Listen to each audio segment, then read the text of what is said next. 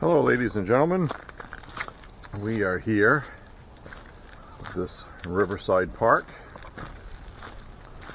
We're going to do a 5-mile walk today. We came here a little while back and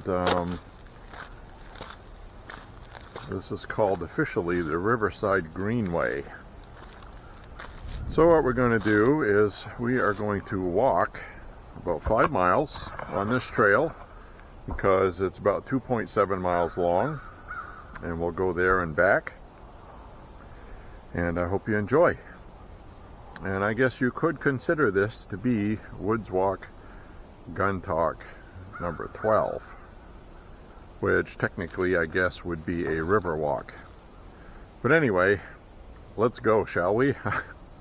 I hope you enjoy.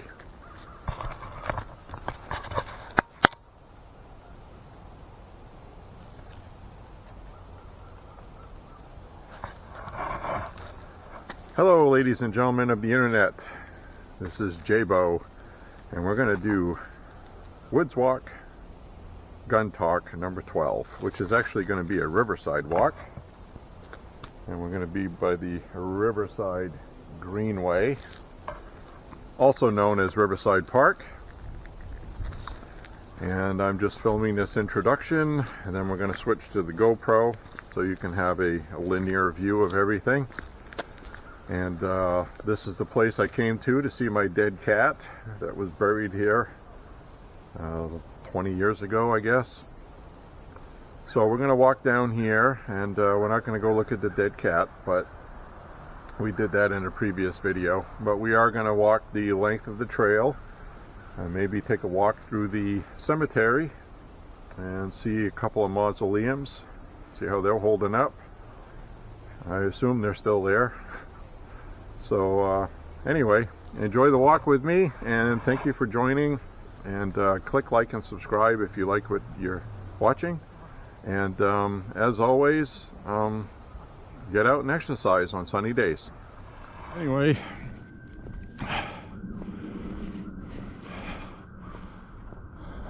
share the past has been changed to share the money.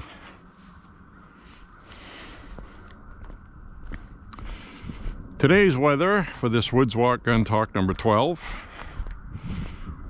which is really a river walk past where I buried my dead cat 20 years ago, is going to be about 38 degrees today.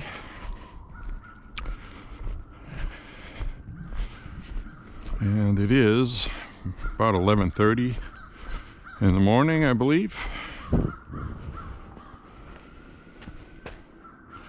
And I have this setting on linear with horizontal corrections, and I have boost on high rather than stabilizing. So you'll see a little bit of up and down movement, but the battery will last an hour and 50 minutes, which should give me enough time to do the walk. And as you saw by the intro to this video, I have my backup on a stick. So we are going to walk the full length of this today. It is about 2.7 miles according to GPS, which is about accurate because this used to be a beaten path that we used to walk on in our youth. So we can see the cemetery there. Once we get past this fencing down here, we'll go up in the cemetery there, and there's a mausoleum or two that I used to think was cool when we were kids. I'm assuming they're still there. I don't think we have any grave robbers.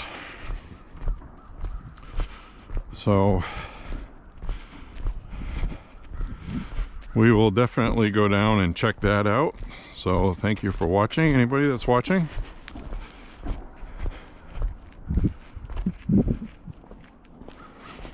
We will go up that way for sure as we come across the Androscoggin River, which does have some ice on it at the moment. More ice than the other day when we came here because it's been cold. It is going to warm up today. Tomorrow is going to be about 40. So, as you can see, right out there, there's ice just floating on there. The water isn't really rushing here, so it tends to freeze until you get into the open water down there.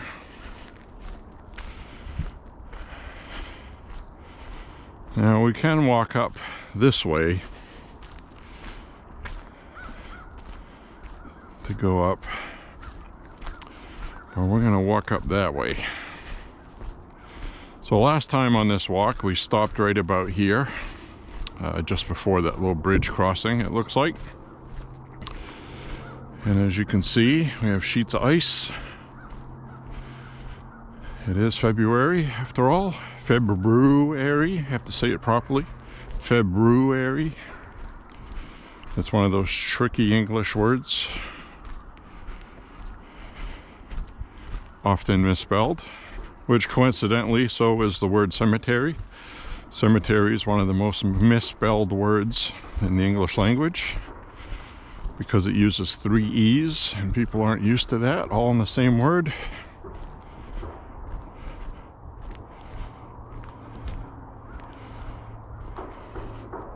It is a beautiful day though today. Nice and sunny.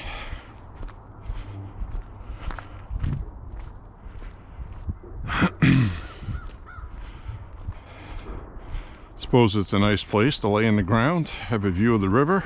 If that matters to you. That's kind of a debate, isn't it? I mean, would you rather be cremated or put in a box and sit in the ground on a hill? I don't know. Haven't really given it much thought, even though, you know, inevitably I'm going to be in a box. And so will you and everybody else. Everybody is equal in that way. So we are going to go up this way. I'm gonna access it up here. So to be honest with you, I really don't have much to discuss with firearms, other than,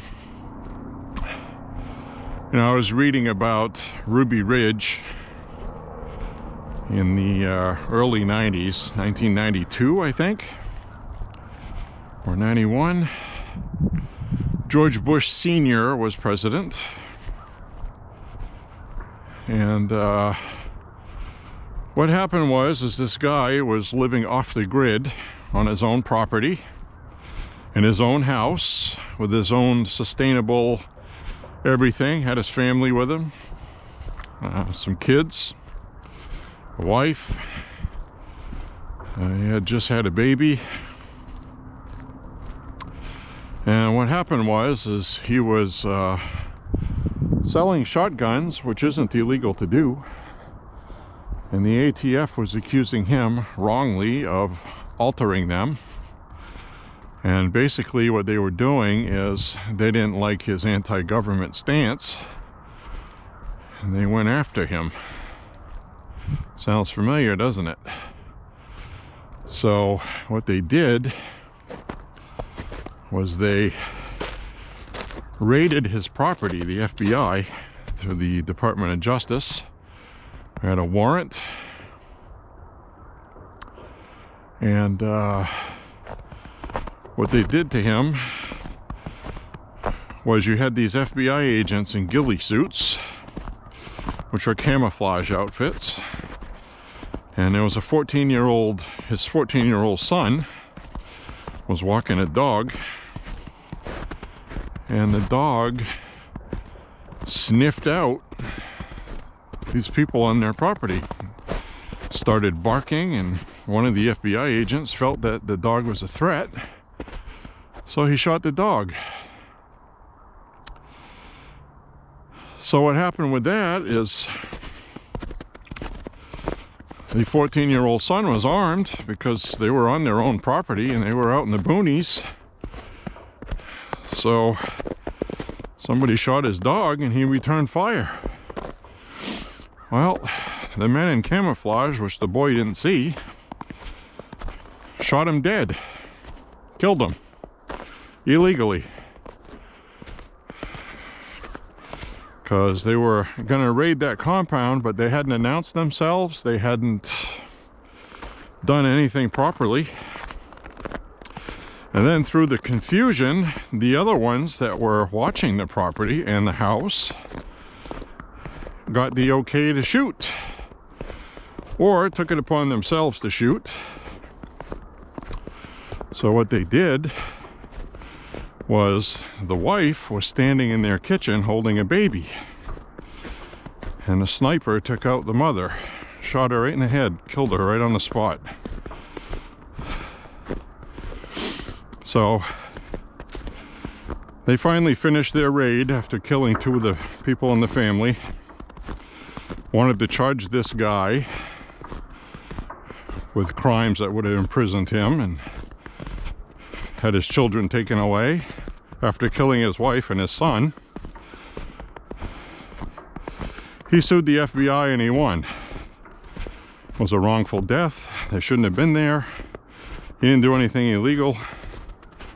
It's not against the law to do things to shotguns that are illegal. And we're starting to see that same government overreach again. Perfect example is, I made a post on the internet talking about the FBI and the ATF and the DOJ persecuting Americans wrongly, which is what got into that discussion. I'm going to tie my boot. And it seems like half of the replies from people were, oh, you better be careful what you say.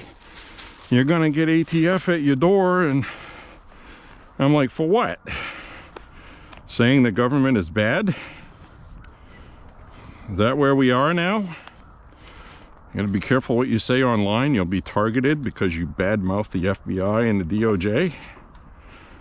Really? And that's what the government wants.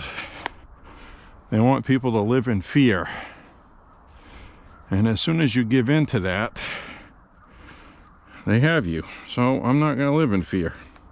I know what the law is. I'm not doing anything illegal. It's not illegal to have firearms. And sure as hell isn't illegal to tell the government to go screw itself. Not in this country, anyway. And the day that it isn't, we don't have a country anymore.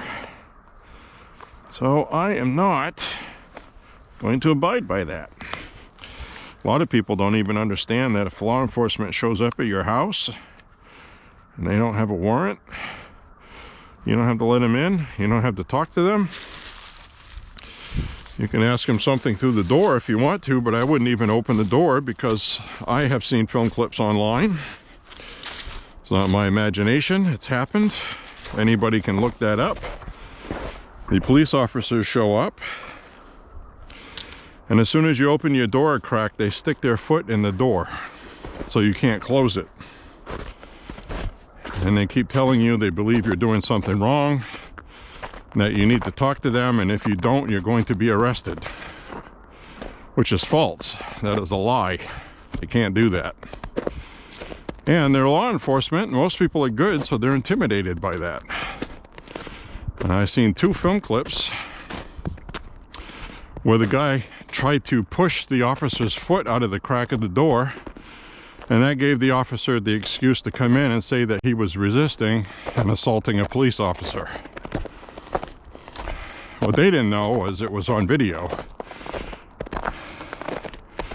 But the point is, they do that. So you got a combination of government people, and you have a combination of officers that go on a power trip, and they don't like it when you talk back to them because it's human nature, but they're supposed to be professional and expect that.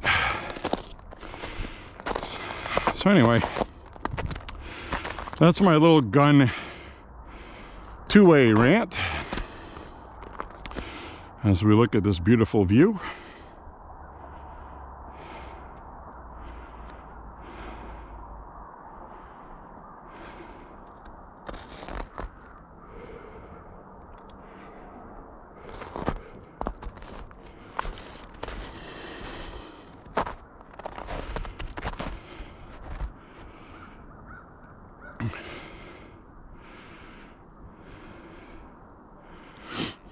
American flags, veterans. God bless these guys.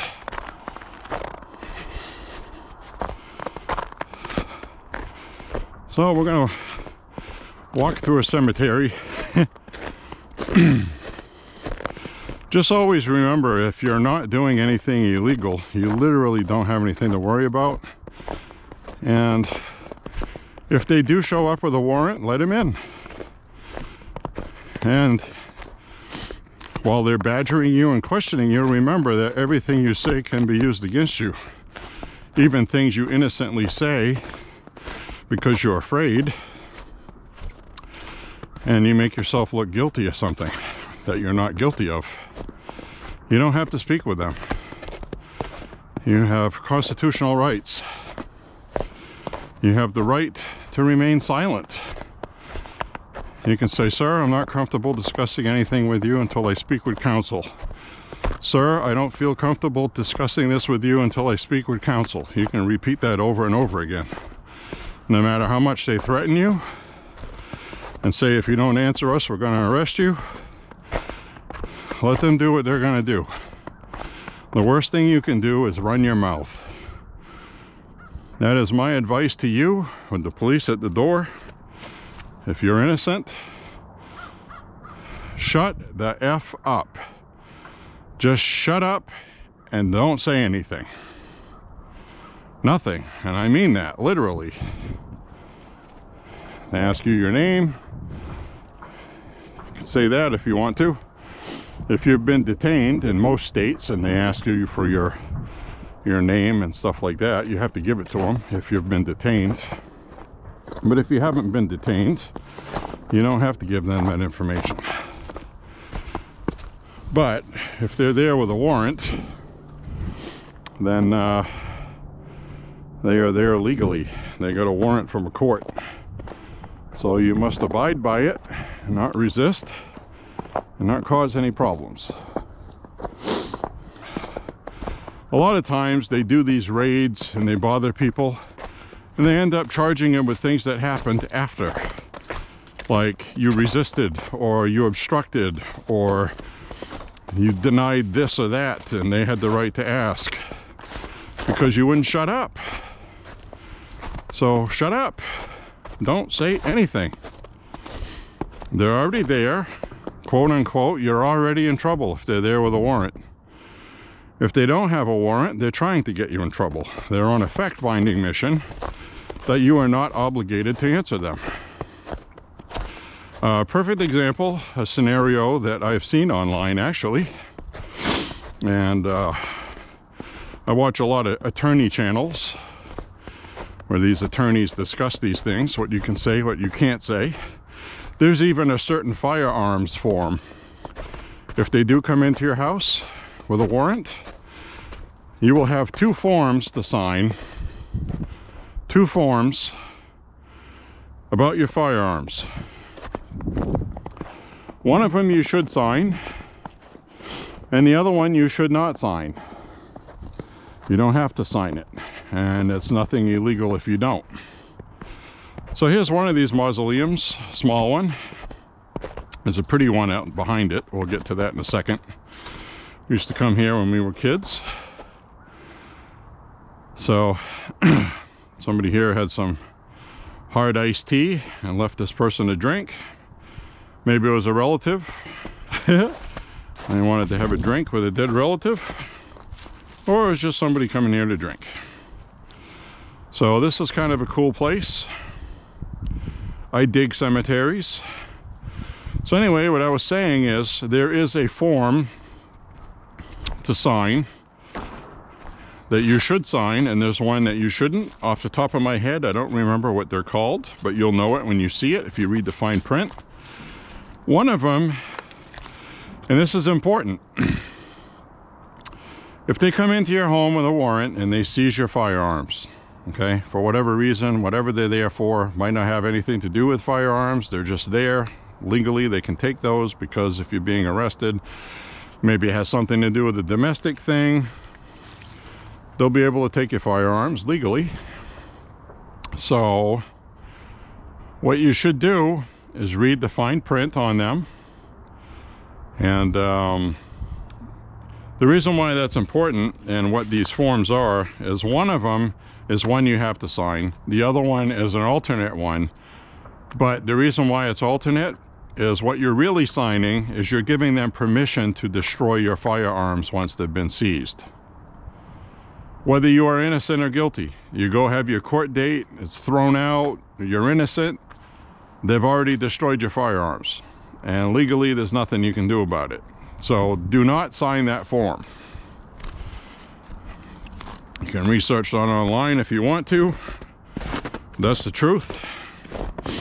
As we get a snapped tree here from the big storm we had before Christmas. I see a lot of downed trees all over the place. It says, please be respectful of those who chose Riverside Cemetery as their final resting place. Trash receptacles are located at the cemetery gates on the Riverwalk. Thank you. Like, people have to be told that, but apparently they do. So anyway, there's this really cool mausoleum here. Isn't this awesome?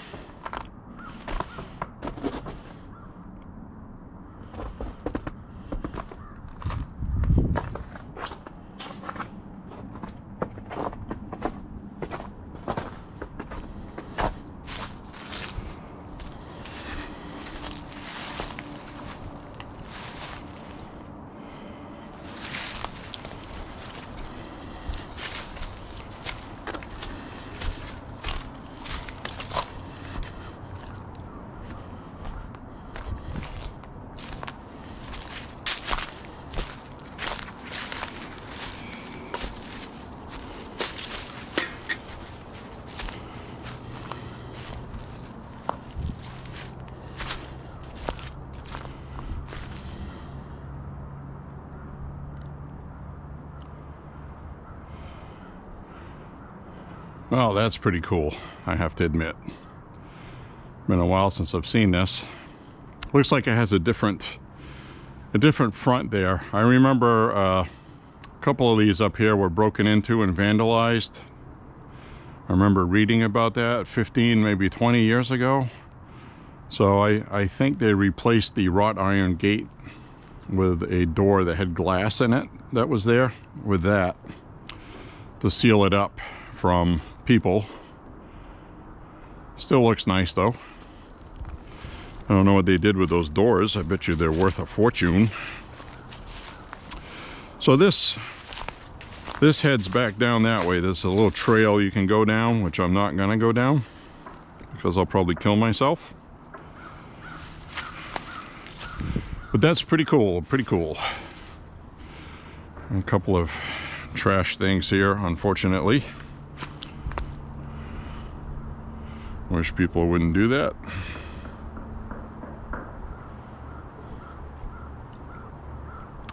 So I think we'll head back down to the road and we will go on the rest of our walk along the riverside. I just wanted to come here and share this with you. It's pretty cool. Kind of reminds me of when you see movies like Night of the Living Dead or horror films, because there's nothing more horrific than dying. Just a little bit of truth there.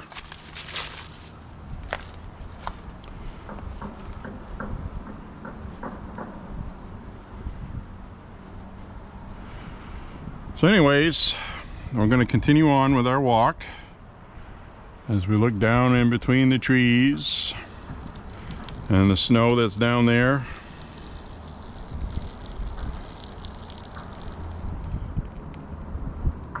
We'll head back down to that trail.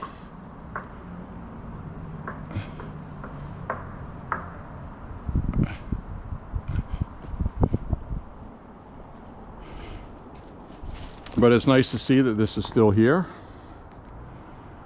So rest in peace, people that are in there. 5, 6, 7, 8, 9, 10. There's 11 people in there.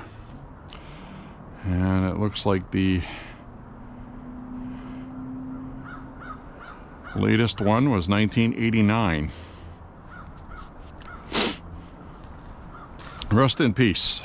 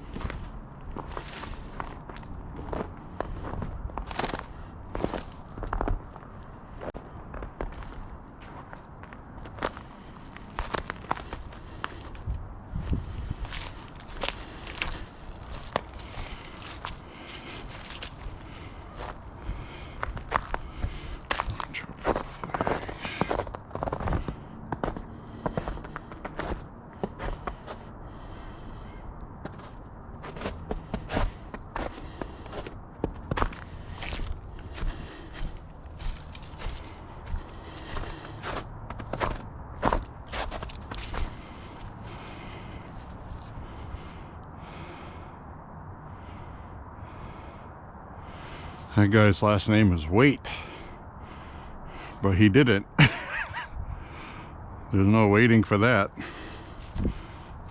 And this name here says Free, and I guarantee you that was not.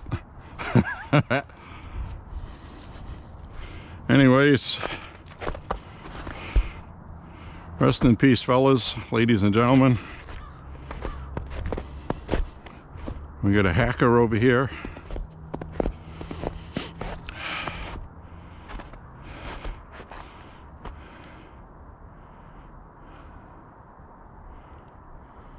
Very nice. All right, we're gonna walk back down to the river.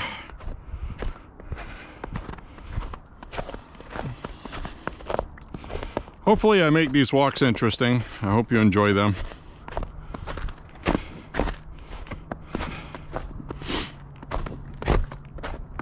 We'll take a look at this one. I don't know how much of a workout I'm getting. I'm not really... We will make up for that shortly, though. This reminds me of ones like you see in the movies in New Orleans, Louisiana. Whoa! Ground's thawing out a little bit, a little soft there. I'm starting to get some sun. I'll fix my footprint, and hopefully this spring the grass will just grow on that. So you got your own little eternal box. Economical once it's made. I mean, you don't have to heat it, right?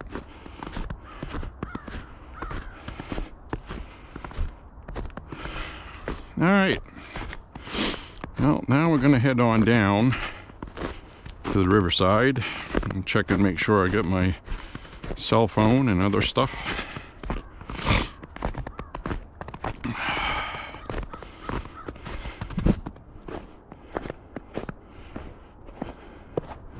I like cemeteries.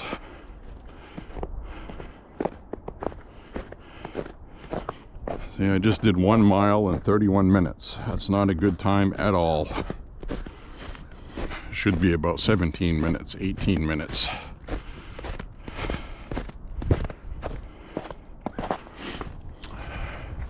A lot of brush and tree damage from that storm we had before Christmas. You get branches all over the place. They'll come through here and clean it all up in the spring.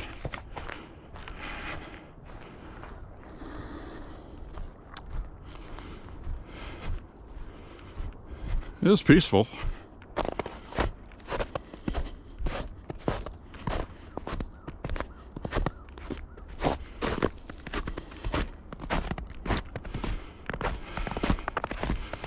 I'm wearing less clothing than yesterday because yesterday was, well, day before yesterday was windy and it was very cold on that last woods walk. This is about 5 or 6 miles across town, maybe less. Today is much warmer. There's no wind at all. I'm wearing a thick hoodie and I'm getting hot, and I'm wearing one less thick sweatshirt underneath than I did yesterday, day before yesterday. I don't know why I keep saying yesterday. We got a dead Cheney here.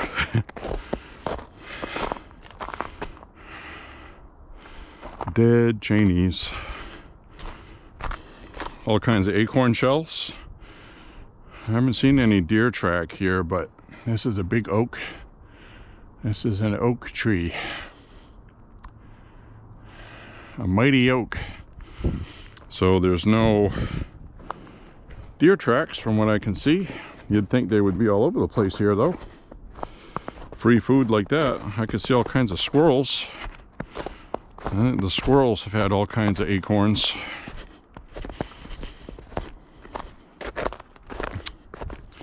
So we got Waite Avenue in the cemetery.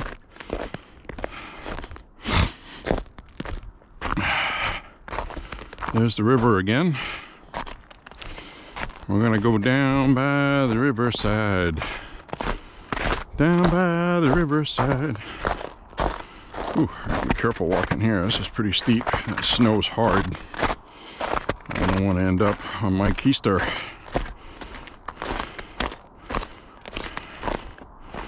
Don't want to do it. I'm watching where I'm hoofing. This is very precarious. All right, I think we're safe. All right, so we'll just walk straight down here. We came this way. So I hope you enjoyed that. Probably enjoyed it a lot more than the people that are in it.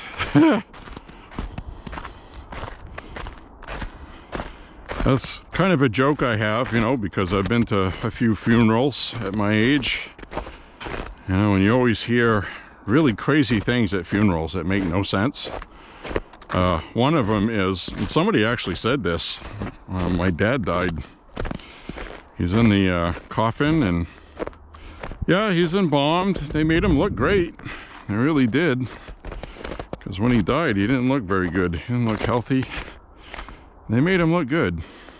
So, you know, you go down there, and people always say things that are crazy, like, oh, doesn't he look good?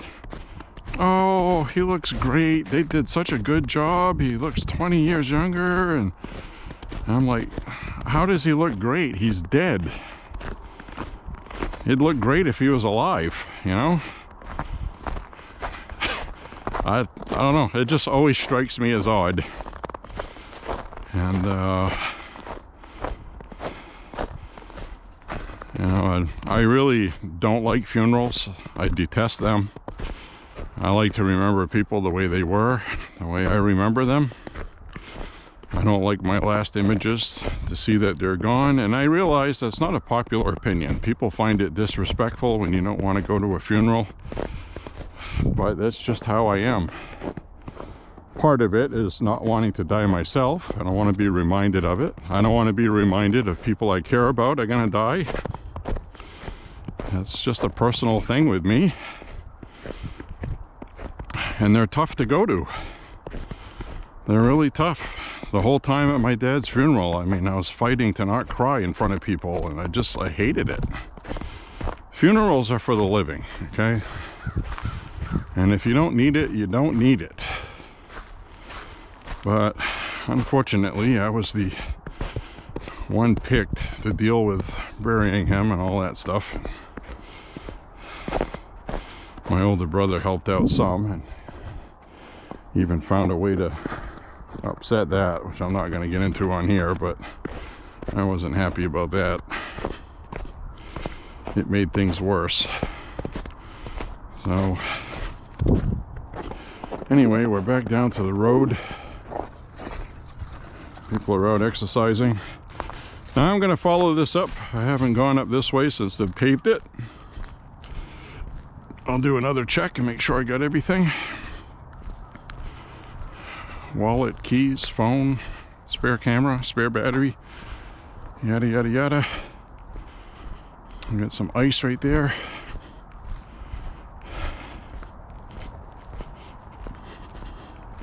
Hope you're enjoying the walk.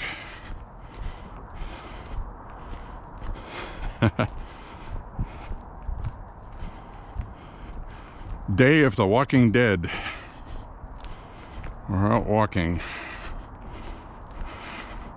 As long as I don't see the dead people and they just have grave markers, and we're okay. No motorized vehicles. But I have a hole in the fence here, and I don't see any boat ramp.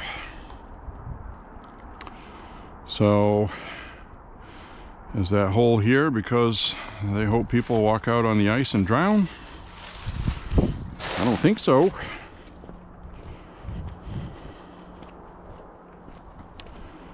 Is there an exit because in case there's a fire? I don't think so. All right, this used to be a beaten path, a dirt path, about a foot, foot and a half wide.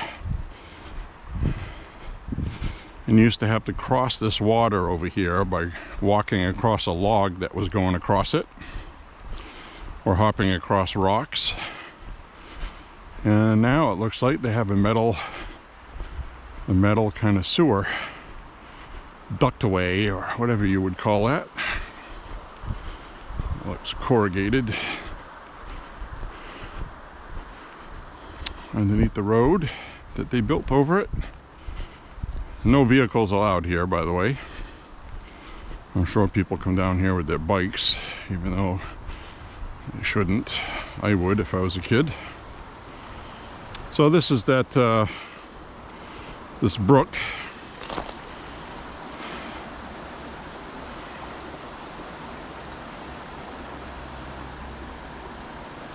This is about where we used to cross. It looks like they built some rocks in there, and they have a liner that's exposed now.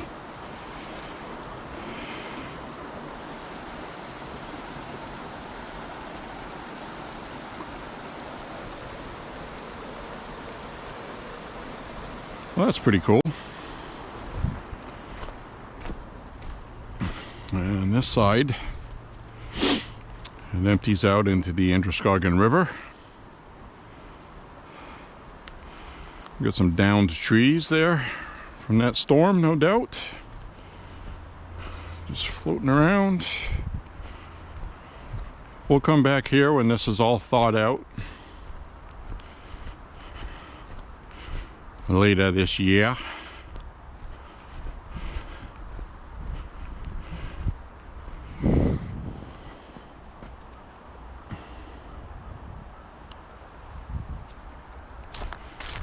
I'm gonna go snoop. Let's go snoop. Check my footing. Sometimes these leaves on mud can be really terrible.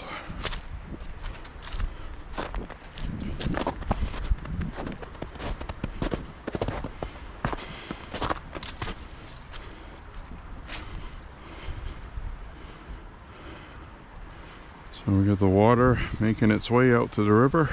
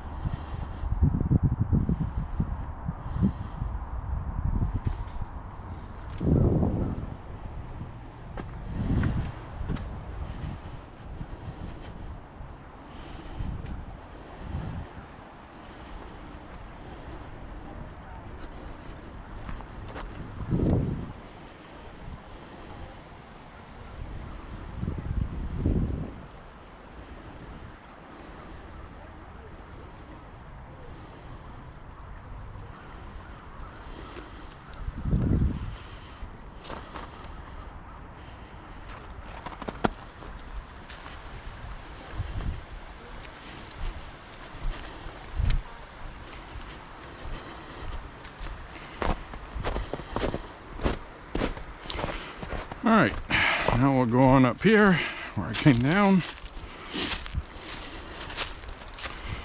We'll get back on the path.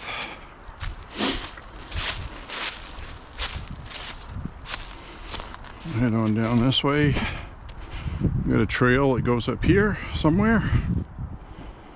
Looks like something dug out up there. I have no idea what that is.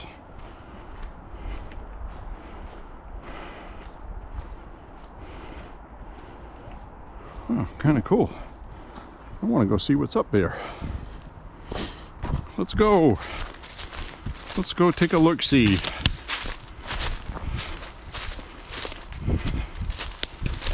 Let's see what's up here. Kind of looks like a trail. There's broken twigs, so I know somebody's been through here.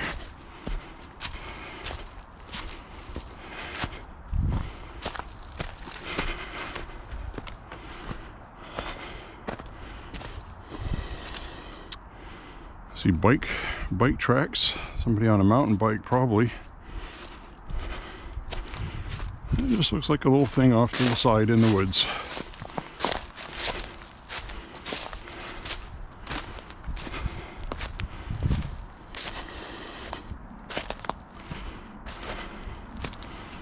All right. Another lean-to somebody made. Hopefully not with the idea of making a fire. That would be not good out here.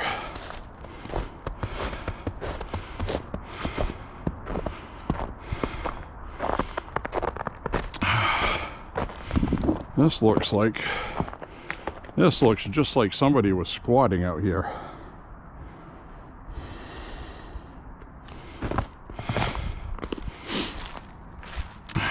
There's a cot. You got a zipper cot.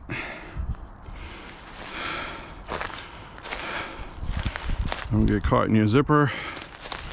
We have jeans, clothing, a couple of blankets, pillow. Somebody left their pants. Doesn't look fresh, like anybody's been here in the immediate. They do have a snow shovel, so somebody's been living out here. Looks like they had some kind of thing made here. They got a fire they covered with rocks. You get that nice and hot there, and those rocks will give off heat. So somebody was squatting out here. Might still be. I don't see any fresh footprints though. But you're not supposed to be squatting out here. So there's definitely somebody been living there. We got Burger King stuff. Big Gulps, Pringles can. Well, sign of the times. And you get this little pathway, kind of like your front porch.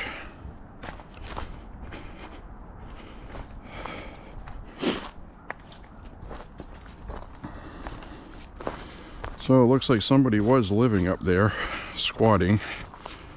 I don't know if the police know about that or not.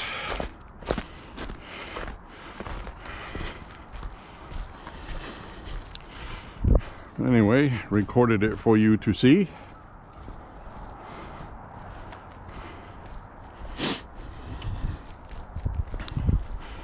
Well, we'll continue on, see what we see.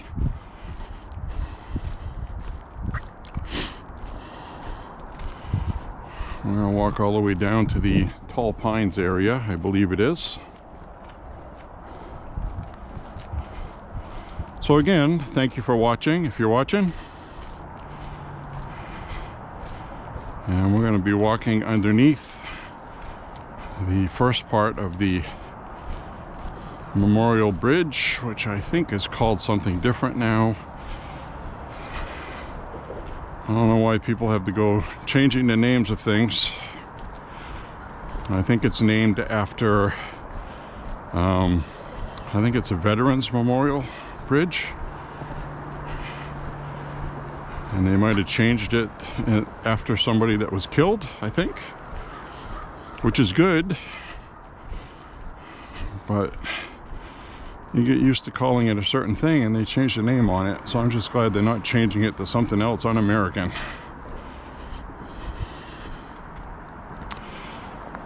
So we got a little bit of ice on the side here.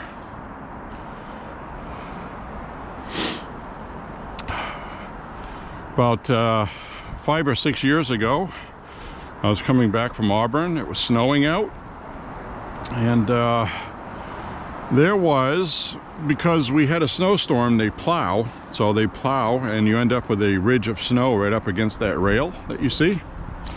Somebody lost control of their car, and the rear end of their car ended up on top of the railing. They almost went over. So more than likely somebody driving too fast, which is the main cause of most bad weather car accidents, is it's snowing, you're not getting good traction, and something in your head says that the speed limit's 35, so you have to drive 40, 45. Because that's just what you usually do. You can't do that in the wintertime. Speed limit is 35, chances are you'd be better off doing 25. So you don't end up almost going over a railing and falling down and drowning in cold water. Even if you survive the fall, by the time you get out of your car and start swimming, you're going to start getting hypothermia within a minute, minute and a half. And you start losing the use of your arms and you can't swim. So it doesn't even matter if you're a great swimmer. That's just the physics. So we used to come here on this beaten path that used to be on here, and there was brush on the sides here, and you know, I'm happy to come by here and not see homeless people living underneath there. That's a good sign. We got some graffiti. Apologize if there's any profanity in that. I can't really tell. It looks like a bunch of slop anyway. It says cops will kill all. I don't think so. So anyway, that's how it looks now. A lot different than 20 years ago.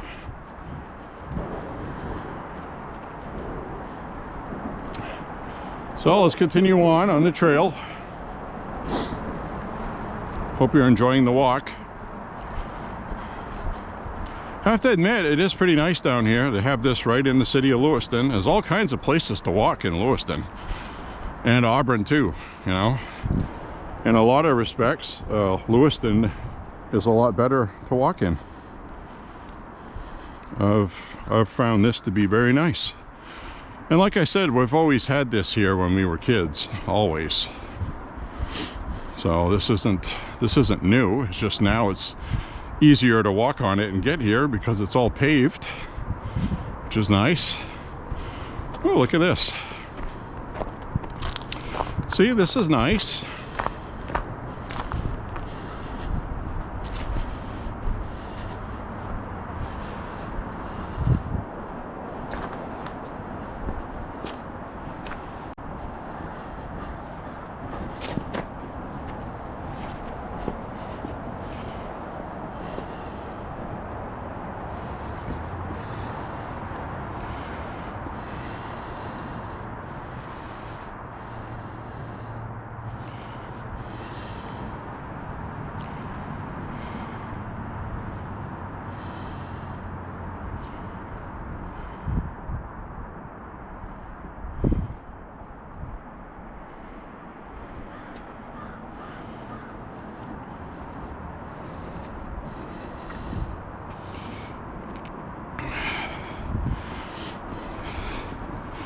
And what makes this the problem for me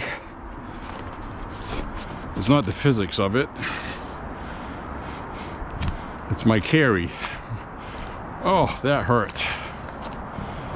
That just gouged right into my thigh. Oh my goodness, that hurt. Well, we'll let that pain subside for a minute. Ooh.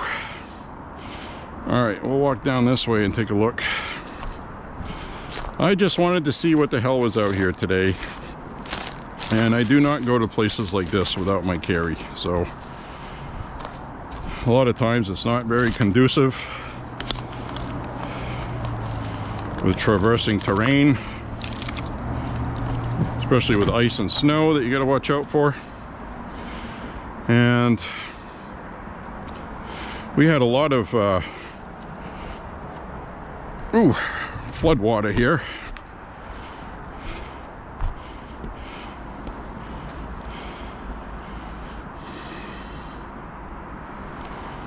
So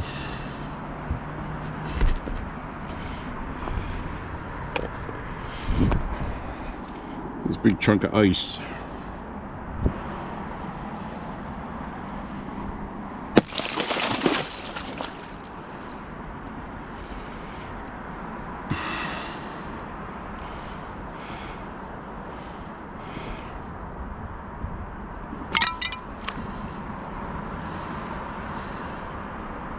Looks like a pretty swift current here.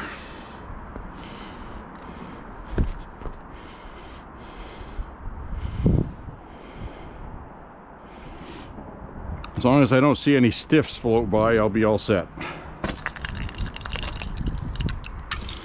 I'm gonna watch out for this ice. That's definitely something you step on, you're gonna go for a trip.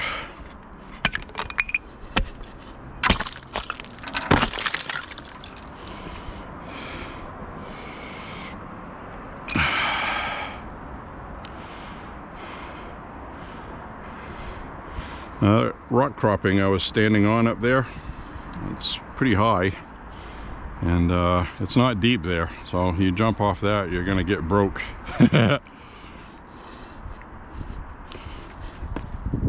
Alright, let's climb back up. See, going up's a lot easier than coming down, because that's the position of my carry. See that? That's much easier.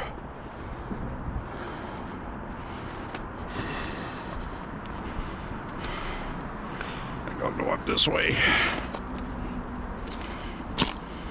Ugh, there we go. It's amazing how difficult it is to go down something when you're carrying. You wouldn't think so. All right. Wallet, keys, cell phone, spare camera. The sign says stay on the trail. Never been on this trail. I'm sweating pretty good right now.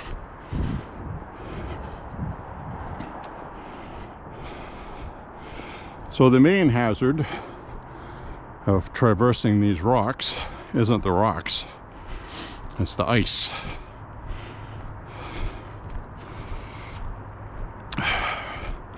One slip on the ice, you're gonna go for a ride.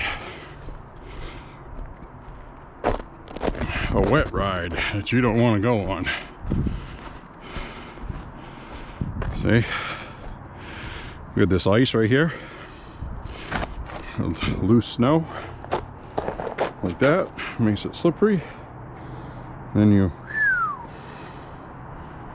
head on down there.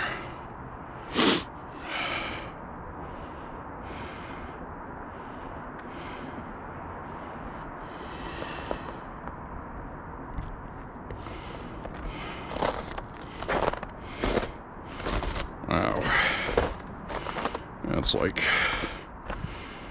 I'll lean up on this tree right here to give you an idea. If you fell off here, you're gonna be hurting unit. You see somebody's bike down there, shopping cart. We used to see stuff like that when we were kids too. And judging by the looks of that, it looks all rusted and thick. It's probably been there for a while. So anyway, just watch your step when you walk around here, and you'll make it.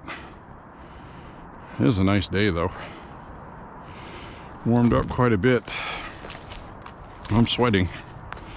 Always good when you're sweating in the wintertime, until you stop.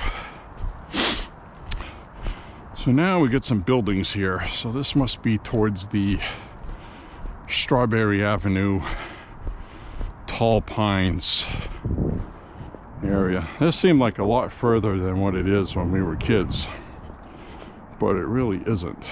It says I walked 3/4 of a mile. That's not what my GPS says. So whoever did that should be fired. That's incorrect.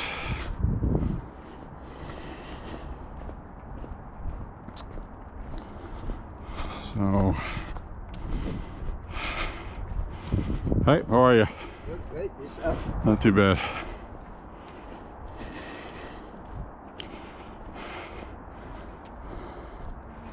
We got some nice looking doggies here. The doggie's going for a walk. Morning. Good morning. Afternoon, I guess.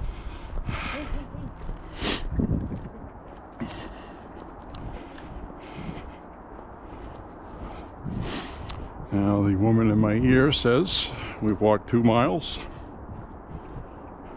I'm not walking for time today,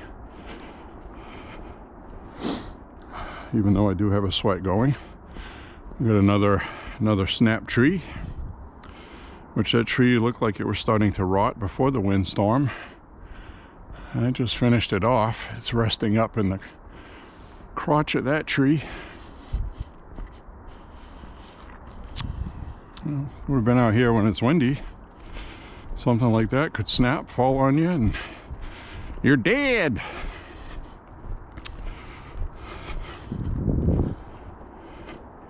All kinds of down trees here. A lot of these are not recent.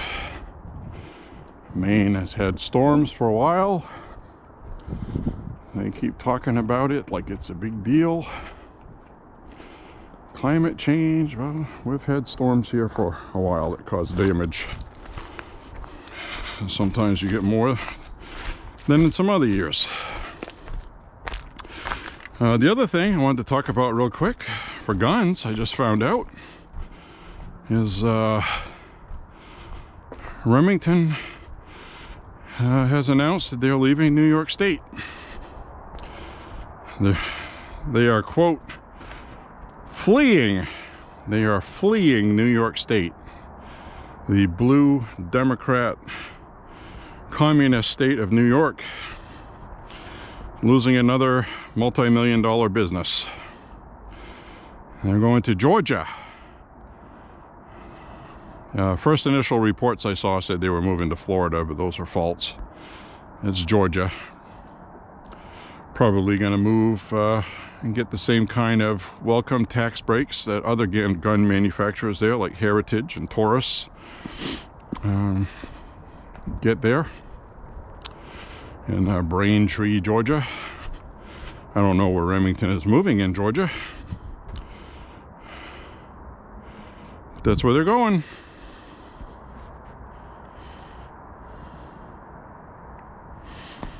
So, the truckers are boycotting New York City. They're not going to deliver anything to New York City in protest of what they did to Trump. I guess that's taking a hold. We'll start hearing about that by the end of this week.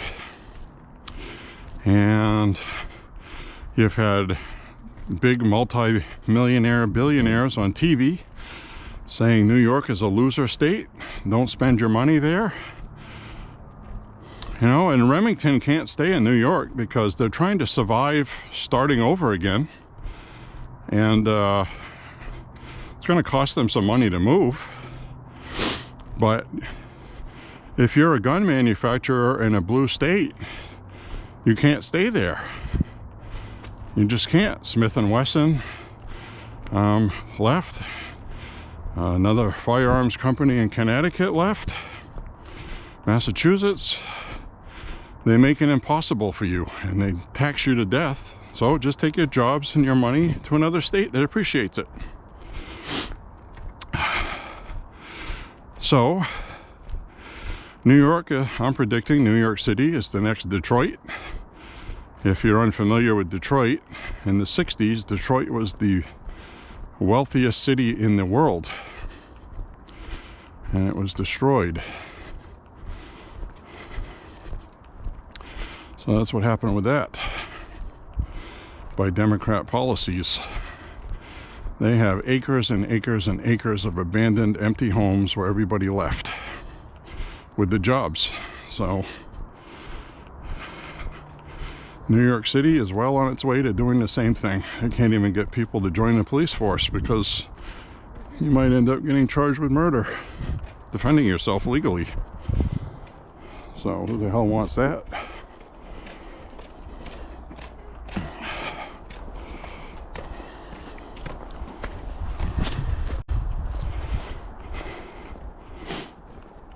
So it's one of those things. So now this area here with that exposed mud, I can actually smell that mud. That smells like springtime mud, like it's thawing out, even though it really isn't. But it has that kind of like when you go down by the ocean side at low tide and you get that rotten smell because of the salt. This has a different smell, but it smells like thawed out earth. Because that's what it is. That's what it is. So you got all these things right here. There's a rock right there. You can go down there, and we've already checked out the riverside. I don't see the need to do so again. Got a bucket of snow melt.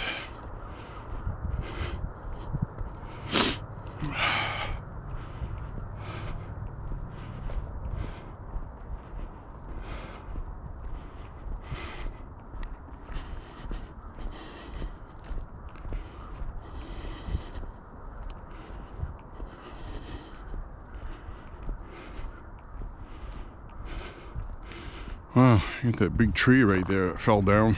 2 trees. It's kind of like, well, it's actually 1 tree at the base that goes into 2. So technically it's 1 tree that wants to be 2 trees. It's like Siamese twins that fell there. Probably from that windstorm. If I were to guess.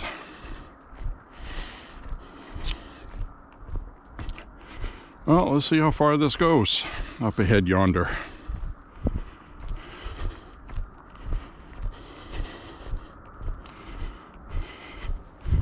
And again, thank you for walking with me.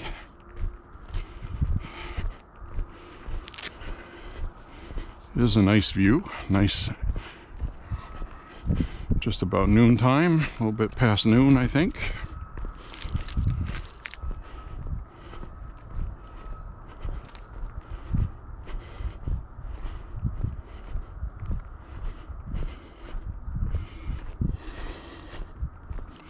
.34 degrees. It's almost 1 o'clock in the afternoon.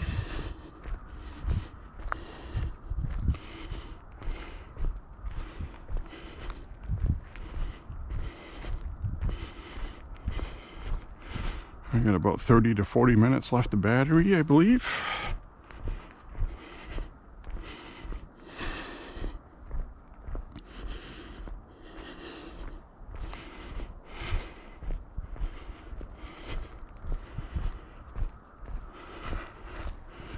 There's a typical from what I've been seeing is we got this tree right here that's uprooted. It fell into another tree.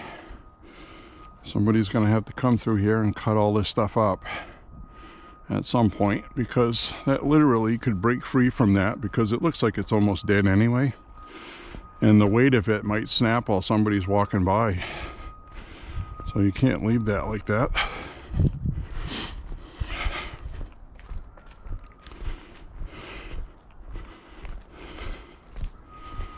Hi. Well, looks like a nice path for dogs to walk on. They look happy.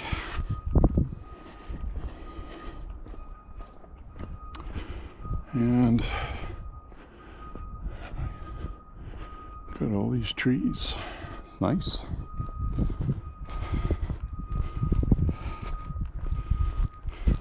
Hello.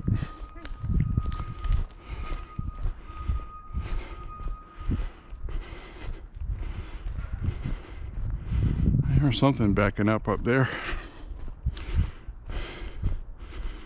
And we're going to walk down this tall pines. I recognize that. I saw that last year from another trail that's up ahead. This one I don't think connects to it. We'd have to go up on the road, walk down the road a ways, and then go to that other trail. And that other trail is so short, it's not really worth doing. So I believe we're at the end of this one.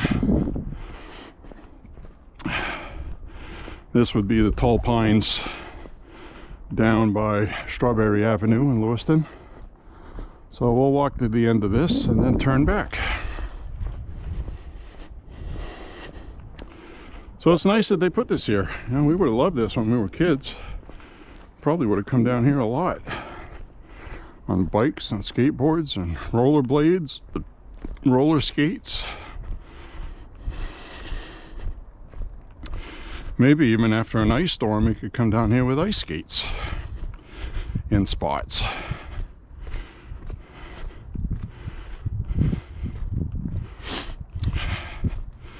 Yep, this is the other entrance. So we'll turn around up here and head back. There is that other, I think it was called the Lincoln something trail, I forget now. But it's about a quarter mile up the road, and you can overlook what's over there from one of the views up there. I went there last summer.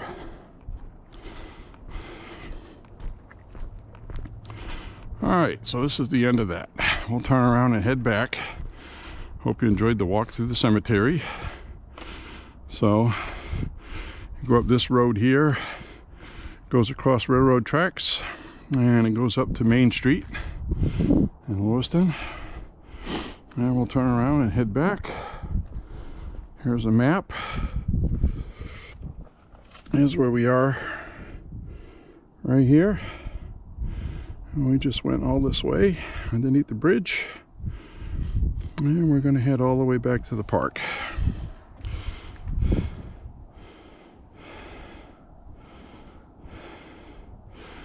It says, please help us take a short survey, LA trails. Well, I'll get a video shot of that and see if I can scan it.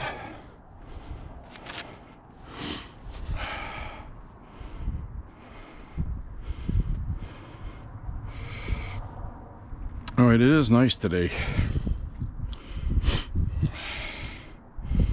It is nice.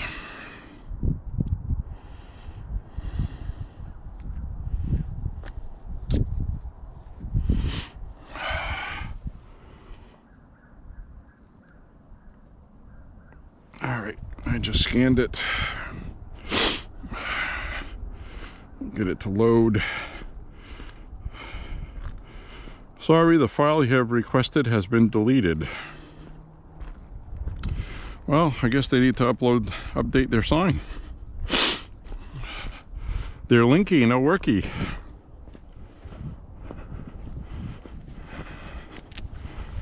So.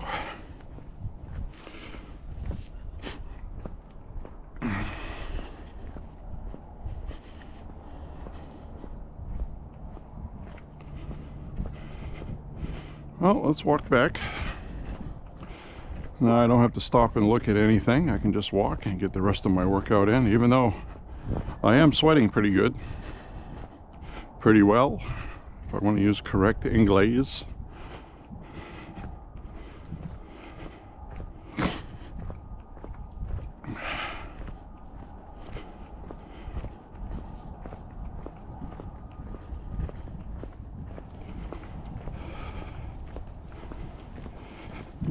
Hi.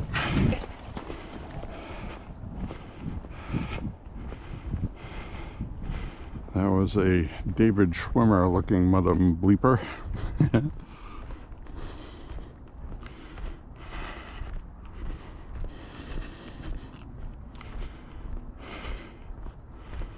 All right.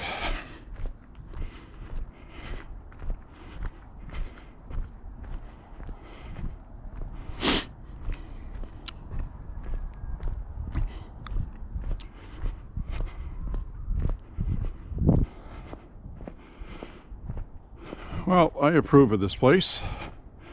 They did a good job with this. You do see things like tinfoil thrown down there. Unfortunately, some deodorant. Have no idea how deodorant would get there from here. There's like, did somebody throw it from up there? I mean, don't know.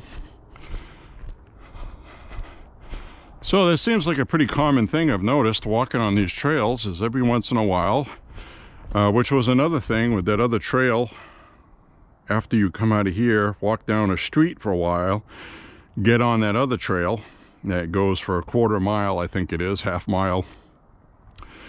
And there was actually a tent down by the end of the river. Somebody was squatting down there in a tent.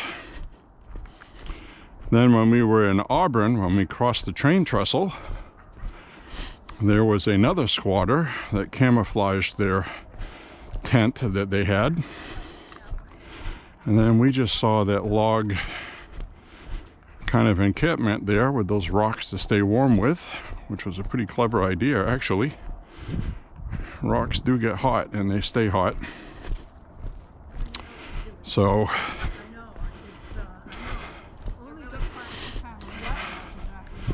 oh, a couple of nice doggies. Yeah. Hi. Hi.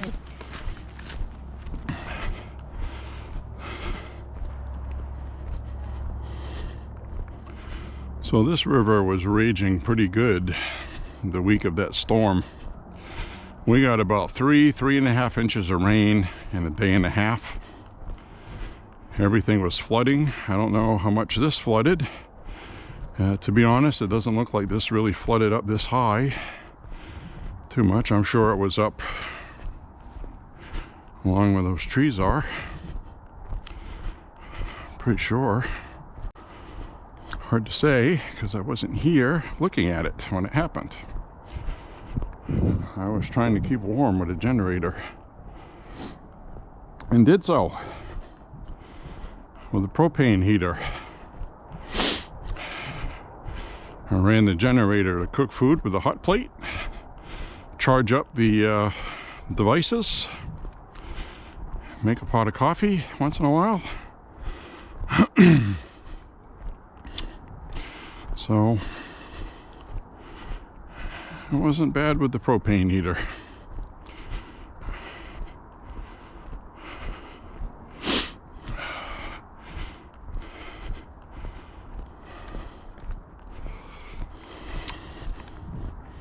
Hello.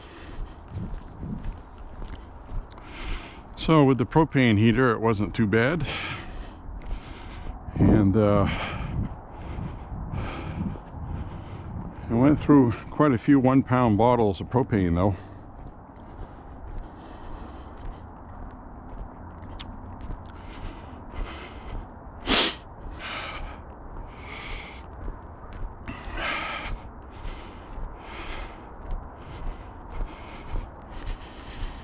That does smell like springtime. You smell the ground thawing out. That's a good smell.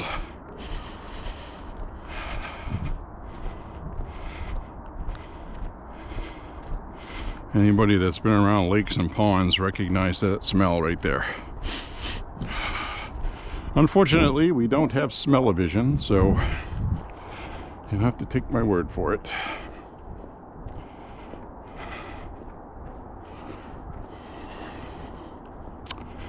Anyway, I don't know how much camera I got left, so as I will always say, thank you for watching. Click like and subscribe.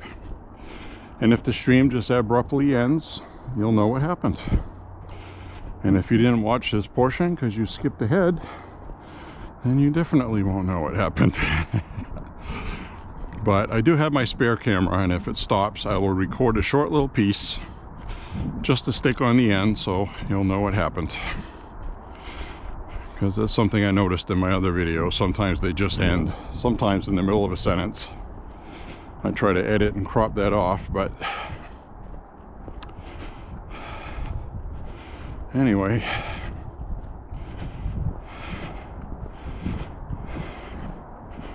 My rotator cuff issue is feeling normal. It took a good week to heal, not doing anything with it. Doing some exercises to stretch it out. Might have actually been closer to 2 weeks. I feel a little twinge, but I can reach my other shoulder now. Cutting across this way, I can touch my shoulder. I couldn't before. And my younger brother has a shoulder that's messed up, and I really shouldn't be complaining about anything because it could be a lot worse. So this was supposed to be, on this whole length, was supposed to be 2.7 miles according to GPS. According to my GPS on Google Fit, I just hit 3 miles after walking all the way there and part of the way back. So we're definitely going to hit 4 miles. Really would like to get 5. So I might doodle around a bit until I hit 5 miles, because that's the mark I like to hit. Probably not going to record all that. Excuse me. So, don't know what business this is here. Everything looks different when you look at the backside of it. Got a little bit of clouds covering up the sun now. That's too bad. Come back!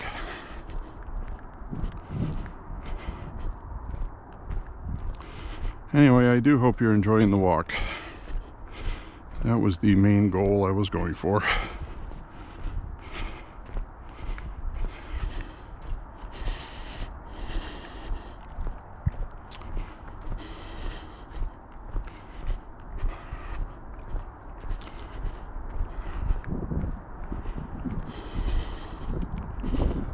Looks like they cut some of that tree down.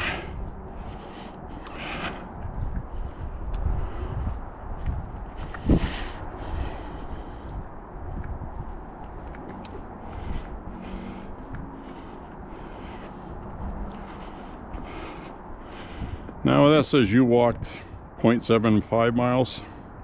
I would believe it coming from that end to this one.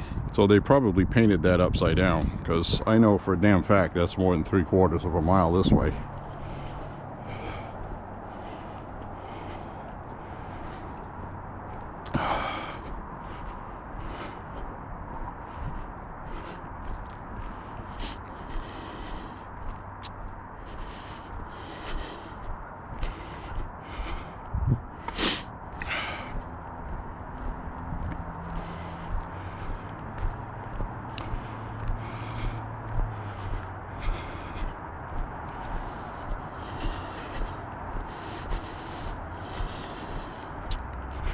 The other thing I've been thinking of too is I've been thinking about live streaming these walks, and I noticed that in the algorithms and feeds, when people are doing things that are live walks, they show up.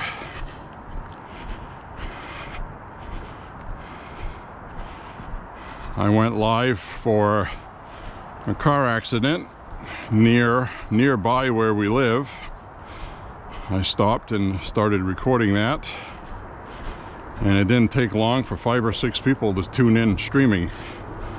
So it just showed up, and the reach would probably be a lot better with a live chat.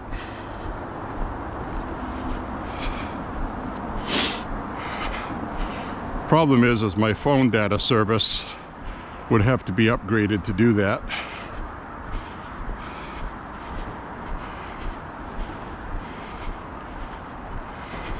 It's not too much more. You get unlimited instead of limited to, I think I'm at 5 gigabytes of data. I'm not a big fan of cell phones. I don't like to do a lot of stuff on them. I do most of my stuff on an iPad, which I do use that. Cell phone is small. When you get old eyeballs, an iPad just looks better. A tablet, if you want to be more precise about other names for it. And it just seems kind of cool for that. What's kind of cool is seeing this water right here that was coming out of this pipe. This drainage pipe, it's all frozen. Which stands to reason, it's February, right? So, but I do a lot of my app stuff on iPad. So, it's easier to do things. Plus, I like using my Apple Pencil for editing and things like that. So, but, ooh, the sun's back. Got a whole tree full of crows over there, if you can hear them.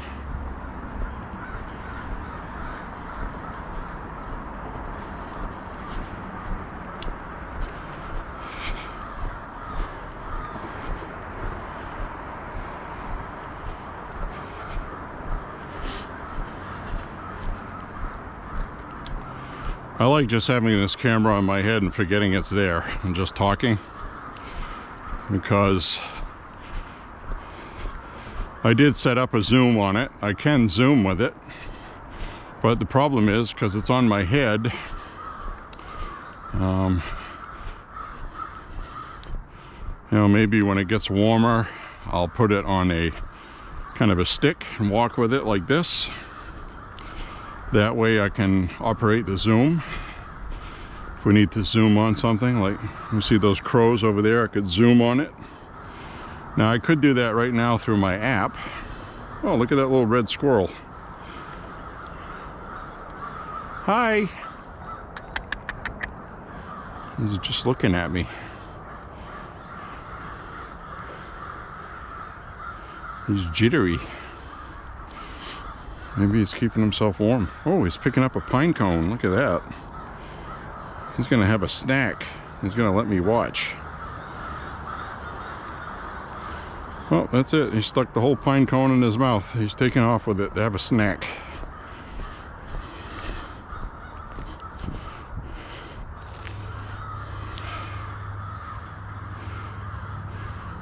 Some graffiti.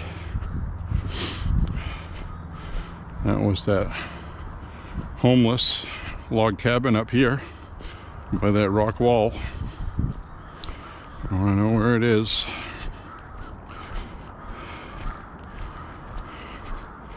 Now they want me to call them unsheltered. Unsheltered. They're homeless. Okay, they're friggin' homeless. It doesn't really change anything except make you feel virtuous. I'm tired of people making themselves feel virtuous. Sick to death of it.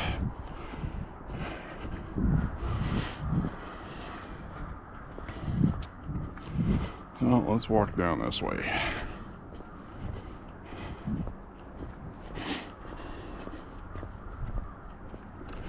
Let's see what we see down this ways. Hello. Hey, how are you? Good. How are you? Pretty good.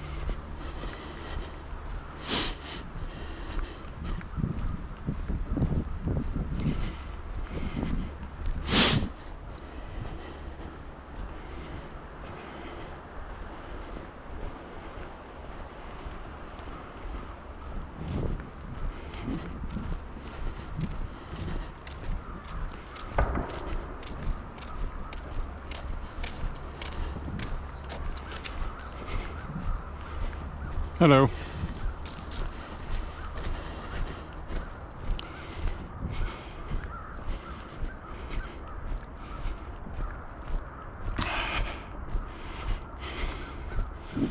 Looks like somebody taking a couple people out with mental disabilities for a walk, which is nice. Nice day for it. And all kinds of veteran flags on the cemetery.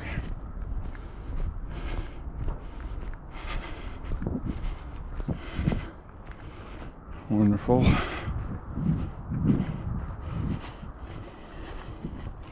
Well, it's nice to see that there's not a whole bunch of vandalism. I'm sure that happens though. Oh, somebody's flag fell over. I want to go fix their flag. I'll fix their flag. Oops, I can't.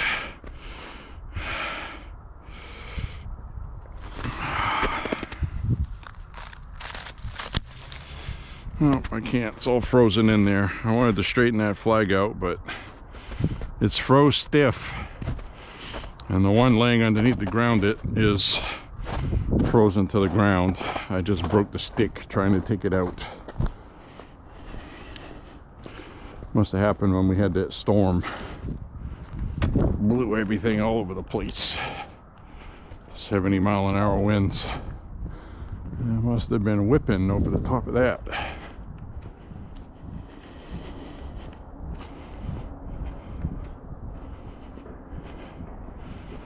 So, hope I'm presenting another interesting walk. We got to walk through a boneyard. We saw a squatters camp or two. Frozen river. We are in Lewiston, Maine, if you're watching. This is the Androscoggin River. It flows through Lewiston, Auburn. We're on the Lewiston side, that's the Auburn side. Also known as the LA area, the Twin Cities. Second most populated area in the state, which isn't saying much. It's about 40,000 in Lewiston and about 32,000 in Auburn. And that's the second most populated. So couldn't fill up a neighborhood in a big city. No joke.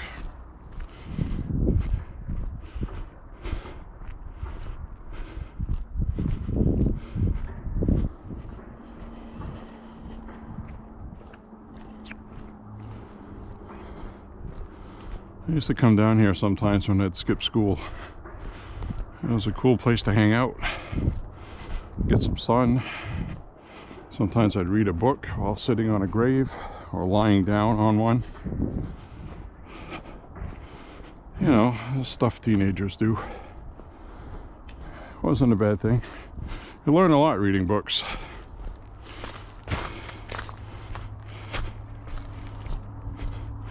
What I've been finding quite insanely accurate is George Orwell's books.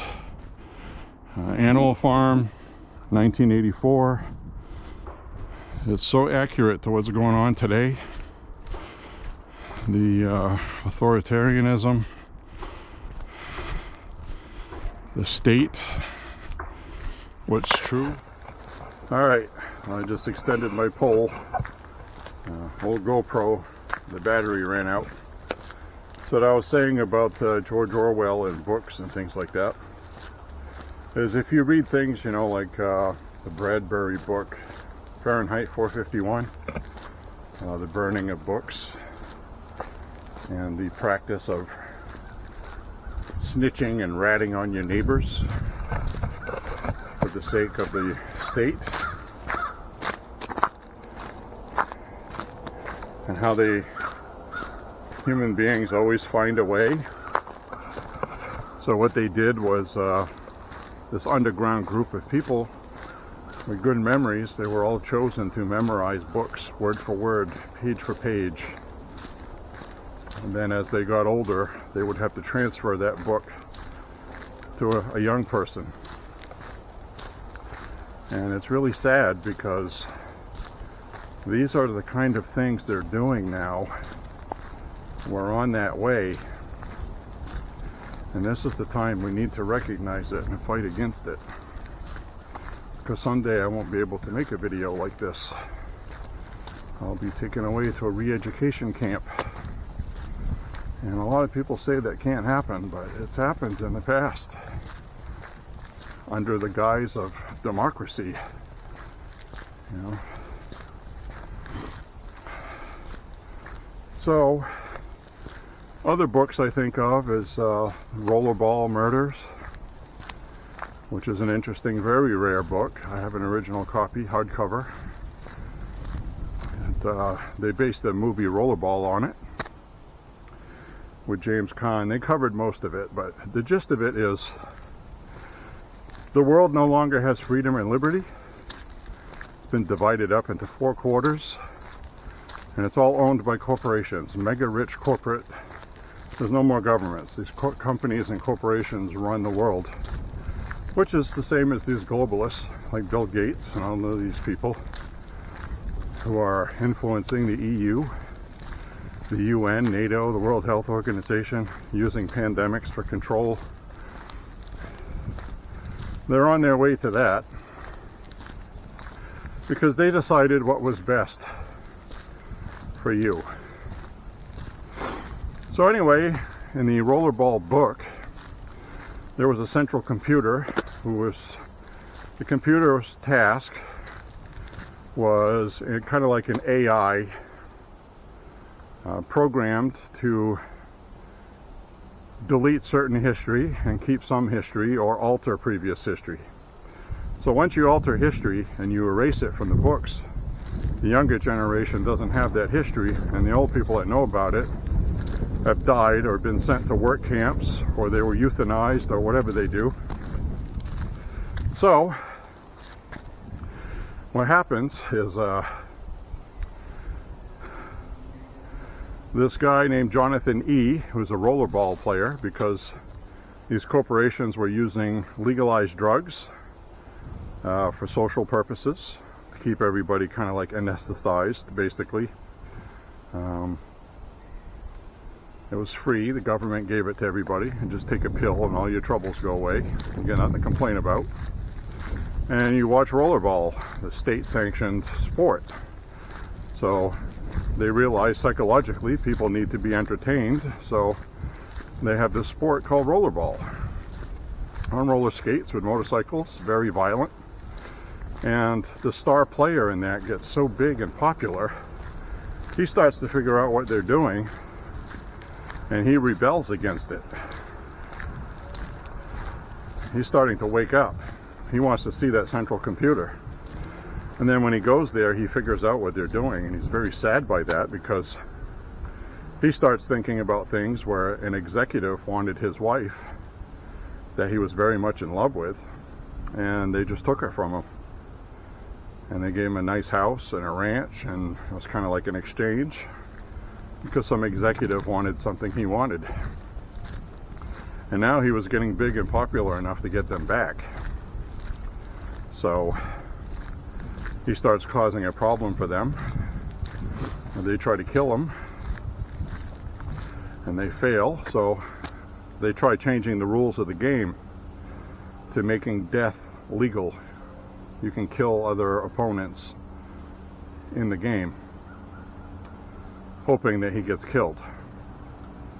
And if that doesn't remind you of something that's going on now with presidential candidates and the politics of today, I mean, we're seeing it. I mean, you can't just sit here and say, oh, come on.